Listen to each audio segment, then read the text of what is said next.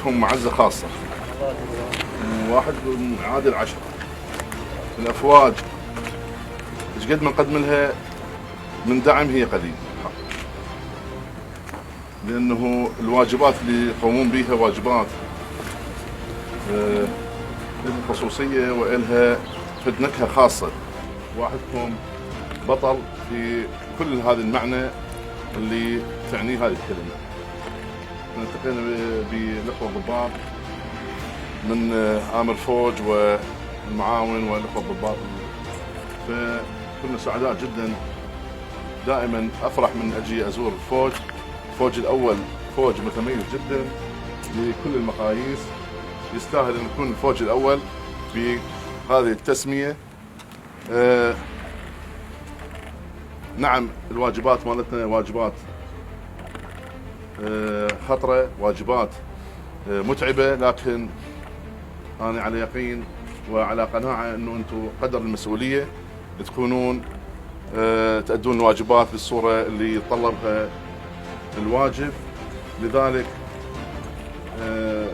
فوجكم من مسك هذه المنطقة هسه اللي صار تقريبا شهرين أو أكثر، الحمد لله والشكر. السمعة الطيبة اللي تعكسوها على اللي وصلنا من المناطق اللي سواء وجهاء أو شيوخ العشائر يشكرون لتعاملكم الراقي والمتميز مع الناس. كل ما يصير خرق لا سمح الله في أي قاطع من قواطعنا، احنا قلوبنا دائما معهم، ودا نشوف الرد السريع اللي الأبطال سواء نتصل بهم في وقت الحادث واحدهم يعادل 10 والله. فأنتم بحق تستاهلون تكونون أبطال. أنا جيت اليوم أسلم عليكم وأسمع منكم إذا واحد عنده شيء عام أو شيء خاص أنا أسمع من عنده. أيضا بنفس الوقت احنا عندنا مقابلات أسبوعية، فإخوان كآمر فوج ما يقصر إذا واحد عنده شغلة ما يقدر يحلها آمر فوج، احنا حاضرين أن نكون بحل هذه المشكلة سواء خاصة أو عامة. فأسمع معكم إخواني قبل ما أبادر إذا أحد عنده شيء. نعم. بالنسبة لنا العودة. نعم. كل الواجبات ليش معك؟ واجبات معك. ثبت فيها بالله. ليش معك؟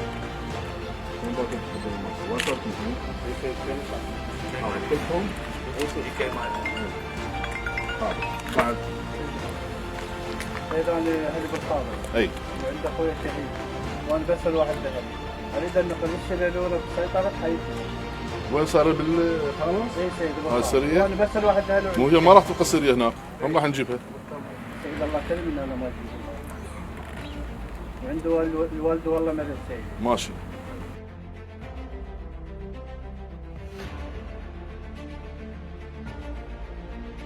المنتسب مالي هو اللي يعطي صورة المديرية، وبالتالي يعطي صورة القيادة.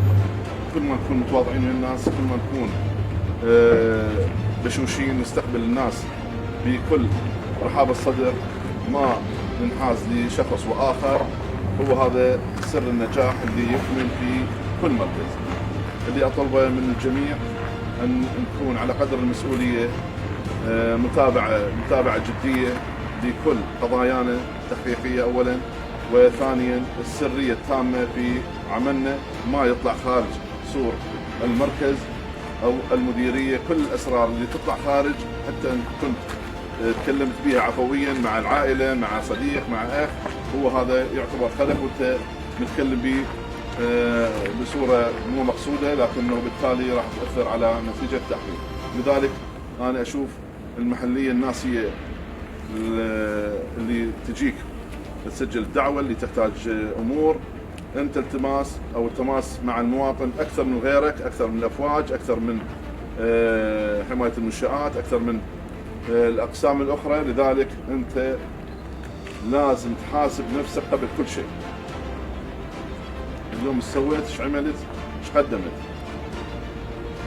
فإحنا كنا نضرب المثل في الشرطة القدامى